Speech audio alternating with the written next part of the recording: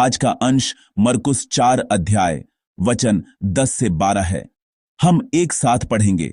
जब वह अकेला रह गया तो उसके साथियों ने उन 12 समेत उससे इन दृष्टांतों के विषय में पूछा।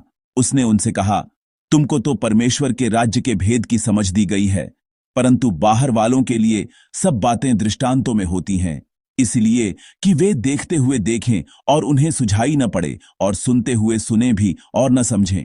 ऐसा न हो कि वे फिरें और क्षमा किए जाएं। आमीन। भेद और दृष्टांत। इस सुबह मैं भेद और दृष्टांत शीर्षक के साथ वचन साझा करूंगा। आज का पाठ मरकुस के सुसमाचार का सबसे मुख्य और बहुत महत्वपूर्ण धर्म वैज्ञानिक विषय पर प्रकाश डालता है। यह मसीहाई भेद नामक एक धर्म वैज्ञानिक विषय है। मैंने पहले भी एक बार इसका उल्लेख किया है।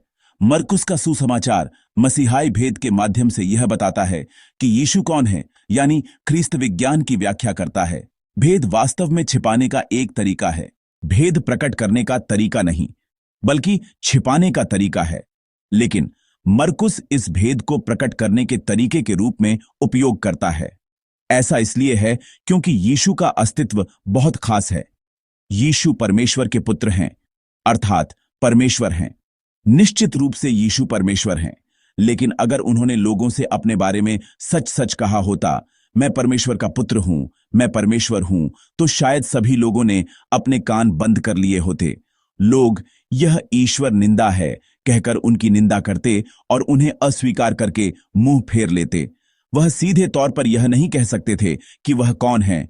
इसलिए लोगों को यीशु के साथ रहते हुए यह समझना था, ओह, वह परमेश्वर थे, और यीशु के कामों, उनके कहे वचनों को समग्र रूप से देखकर यह सोचना था, ओह, वह सच में परमेश्वर हैं। इसलिए यीशु को सावधानी से प्रकट करना पड़ा। इसके लिए भेद या दृष्टांत की विधि का उपयोग किया गया। यीशु के लिए भेद छिपाने का तरीका नहीं, बल्कि बिना किसी गलतफहमी के प्रकट करने का एक तरीका है। आज का पाठ दृष्टांतों के बारे में है। दृष्टांत भी एक तरह से छिपाते हुए प्रकट करने का एक तरीका है। कल के वचन में आपने बीज बोने वाले के दृष्टांत पर मनन किया था। कल आप इस दृष्टांत की व्याख्या पर मनन करेंगे, जिसे यीशु स्वयं अपने चेलों को भूमि के स्वरूप के माध्यम से समझाते हैं। आज का दृश्य उस बीच का है जब यीशु चेलों को दृष्टांत समझाने से पहले उनसे बात कर रहे हैं, जिसमें दृष्टांतों के बारे में सामान्य बातें सामने आती हैं। आइए हम आज के पाठ के 11 और 12 वचन एक साथ पढ़ें। उसने उनसे कहा, तुमको तो परमेश्वर के राज्य के भेद की समझ दी गई है, परंतु बाहर वालों के लिए सब बातें दृष्टांतों में होती हैं, इसलिए कि वे देखते हुए देखें और उन्हें सुझाई न पड़े, और सुनते हुए सुने भी और न समझें। ऐसा न हो कि वे फिरें और क्षमा किए जाएं। आमीन। यहां भेद शब्द आया है। परमेश्वर के राज्य का भेद वाक्यांश आता है। वह कहते हैं, तुम्हें परमेश्वर के राज्य का भेद दिया गया है, और बाहर वालों के लिए सब कुछ दृष्टांतों में होता है। दृष्टांत के लिए यूनानी शब्द पैराबोले है, जिसमें पैरा का अर्थ है बगल में और बैलीन का अर्थ है फेंकना, जिसका अर्थ है कि सीधे लक्ष्य पर फेंकने के बजाय बगल में फेंकना। इसीलिए यह सीधे तौर पर व्यक्त करने के बजाय घुमा फिराकर व्यक्त करना है, और इसीलिए इसमें दृष्टांत का अर्थ निहित है। दूसरे शब्दों में इसकी व्याख्या पहेली के रूप में भी की जा सकती है। इस वचन में तुम और बाहर वाले के बीच अंतर किया गया है। तुम वे लोग हैं जो 12 चेलों के इर्द गिर्द हैं, इसलिए चेलों को परमेश्वर के राज्य का भेद समझाया जाता है, और बाहर वालों के लिए इसे भेद के रूप में कहकर भेद एक पहेली बना रहता है। इस तरह इसकी व्याख्या की जा सकती है। मूल रूप से दृष्टांत हमारे लिए एक साहित्यिक उपकरण है, जो अच्छी तरह से समझाने का एक माध्यम है। किसी अज्ञात चीज को अच्छी तरह से समझाने के लिए एक झात चीज का उपयोग करके दृष्टांत के माध्यम से समझाना, यही तरीका है। उदाहरण के लिए, किसी ऐसे व्यक्ति को हाथी के बारे में समझाना जिसने कभी हाथी नहीं देखा है, उसे बताना, हाथी एक घर जितना बड़ा जानवर है, और कहना, उसकी सूंड सांप की तरह लंबी होती है, उसके कान पंखे की तरह चौड़े होते हैं। इस तरह हाथी को दृष्टांतों से समझाया जाता है। लेकिन आज के पाठ में यीशु दृष्टांतों का उपयोग ठीक विपरीत तरीके से करते हैं। यीशु दृष्टांतों का उपयोग जानकारी को रहस्यमय और सीमित रूप से प्रकट करने के लिए करते हैं, यानी वह कुछ लोगों से छिपाने और कुछ लोगों को अच्छी तरह से प्रकट करने के लिए दृष्टांतों का उपयोग करते हैं। वह जनता के सामने केवल दृष्टांत कहते हैं, और जब वह चेलों के साथ होते हैं तो वह दृष्टांतों की व्याख्या करके भेद बनाए रखते हैं। इस तरह छिपाने के तरीके को देखकर आपको कैसा लगता है? क्या यह थोड़ा अजीब नहीं लगता? इसीलिए आज का पाठ पूरे मरकुस के सुसमाचार में सबसे कठिन व्याख्या किए जाने वाले पाठों में से एक है। यीशु को अपने बारे में व्यापक रूप से बताना चाहिए, लेकिन ऐसा महसूस होता है कि वह भीतर वालों और बाहर वालों के बीच अंतर कर रहे हैं। ऐसा आभास होता है कि वह केवल भीतर वालों को बताते हैं और बाहर वालों को नहीं बताना चाहते। आज के पाठ में यीशु के वचनों से ऐसा आभास होता है। यीशु ने ऐसा क्यों किया? यीशु ने बाहर वालों और भीतर वालों के बीच ऐसा विभाजन क्यों किया? यीशु ने ऐसा इसलिए किया, जैसा कि मैंने अभी कहा, ताकि वह अच्छी तरह से बता सकें, बिना किसी गलतफहमी के बताने के लिए। लोगों में अपने मन के अनुसार व्याख्या करने की प्रवृत्ति होती है। भले ही यीशु ए कहें, लेकिन कुछ लोग निश्चित रूप से उसे बी के रूप में सुनते हैं। कुछ लोग यह भी जिद करते हैं कि यीशु ने सी कहा था, जबकि उन्होंने डी कहा था। ऐसे लोग भी हैं जो उपदेश सुनकर भी उस पर तरह तरह के निर्णय सुनाते हैं। परमेश्वर का वचन निर्णय करने के लिए नहीं, बल्कि सुनने और आज्ञा मानने के लिए है। यीशु को अच्छी तरह से जानने वाले लोग ही उन्हें बिना किसी गलतफहमी के दूसरों तक पहुंचा सकते हैं। अन्यथा यदि वे लोग जो यीशु को अच्छी तरह से नहीं जानते, बस थोड़ा बहुत सुनकर यह प्रचार करने लगे कि यीशु मोटे तौर पर ऐसे व्यक्ति हैं, तो यह यीशु को समझने में एक बाधा बन सकता है। इसलिए भीतर वालों को अच्छी तरह से समझाकर यीशु को सही ढंग से प्रस्तुत करना था, और बाहर वालों को थोड़ा भ्रमित करके यीशु को प्रस्तुत करने में सावधानी बरतना था। फिर भी 12 वचन को समझना आसान नहीं है। यीशु घोषणा करते हैं कि वह बाहर वालों को देखते हुए भी न देखें और सुनते हुए भी न समझें देंगे, और यहां तक कि उन्हें पापों की क्षमा न मिले। यीशु इस धरती पर क्यों आए? वह हमारे पापों की क्षमा के लिए इस धरती पर आए।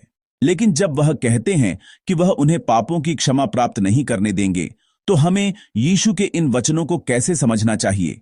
ऐसा भी महसूस होता है कि यीशु अपने करीब के लोगों को समझने और पापों की क्षमा पाने का अवसर देते हैं, जबकि बाहर वालों से ऐसे अवसर छीन लेते हैं जैसे कि वह भेदभाव कर रहे हों। लेकिन यह महत्वपूर्ण है कि लोगों की स्थिति क्या है। क्या यीशु ने उनसे कुछ भी नहीं कहा था? ऐसा बिल्कुल नहीं है। उन्होंने भीड़ से, यानी न केवल चेलों से, बल्कि उन लोगों से भी जिन्हें वह बाहर वाले कहते हैं, सबसे पहले ही दृष्टांत के वचन सुना दिए थे। आज के पाठ से पहले के वचन यीशु ने बड़ी भीड़ के सामने पहले ही सुना दिए थे। यह महत्वपूर्ण है कि उन्होंने केवल कुछ लोगों को ही नहीं सुनाया और दूसरों के सामने चुप नहीं रहे, बल्कि सभी को निष्पक्ष रूप से पहले ही वचन सुना दिए थे। इसलिए सभी को सुनने का अवसर दिया गया और सभी को देखने का अवसर भी पहले से ही प्रदान किया गया था। इसलिए यीशु का जानबूझकर भेदभाव करने का कोई इरादा नहीं था। यीशु ने भेदभाव नहीं किया, लेकिन लोगों के मन पहले से ही भंटे हुए थे।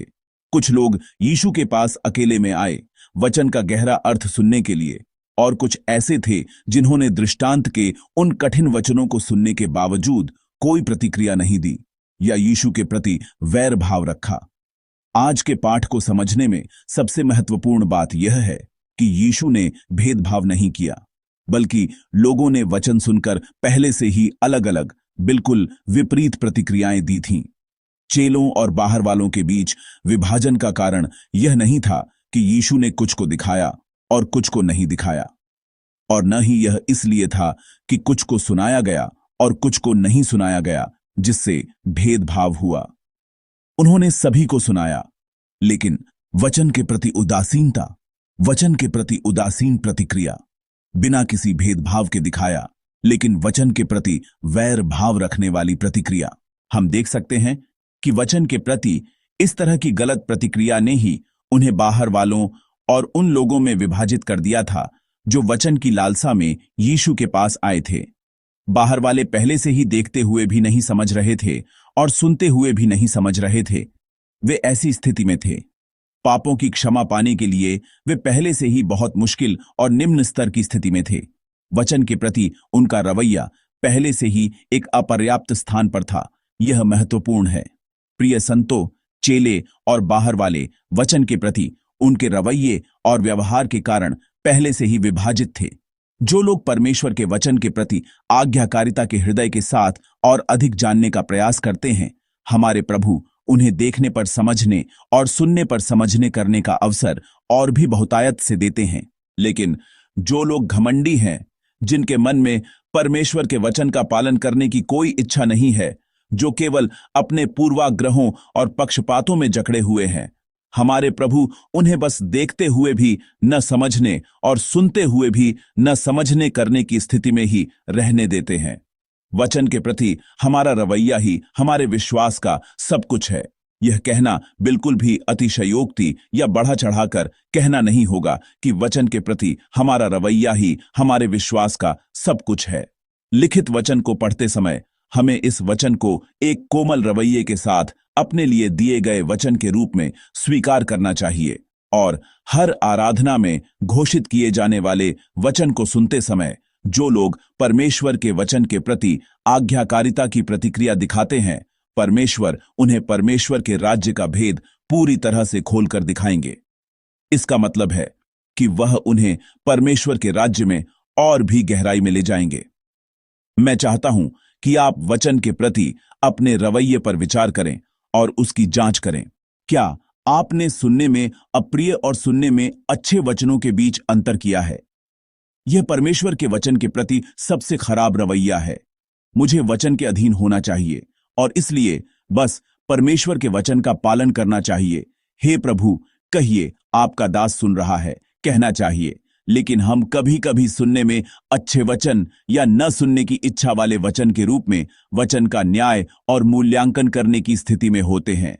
प्रभु के नाम में मैं आप सभी संतों को आशीष देता हूं कि आप सुनने में अप्रिय वचन को भी परमेश्वर का वचन मानकर आज्ञाकारिता का रवैया अपनाएं और यह समझे कि कोई अलग से सुनने में अच्छा वचन नहीं है, बल्कि केवल परमेश्वर का वचन है जिसे मुझे सुनना और मानना है। इस दृष्टिकोण और रवैये को अपने हृदय में अंकित और ध्यान में रखते हुए परमेश्वर के वचन का पूरी तरह से पालन करते हुए जीवन बिताएं।